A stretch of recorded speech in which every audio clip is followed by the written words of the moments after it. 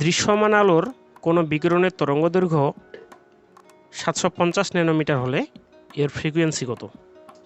তরঙ্গদৈর্ঘ্যের মান দেওয়া আছে ল্যামডা ইকুয়াল 750 ন্যানোমিটার। তো ন্যানোমিটার থেকে মিটার করলে আমরা 10⁹ দিয়ে ভাগ করব। 750 এই মানটাকে যদি আমরা 1 × 10⁹ দিয়ে ভাগ করি তাহলে মিটার হয়ে যাবে। তাহলে আমরা এই মানটাকে লিখতে পারি 750 × 10⁹ মিটার। তাহলে ফ্রিকোয়েন্সি কত? Frequency new equal what? আমরা জানি নিউ ইকুয়াল c/λ। সি এর মানটা 3 × 10⁸,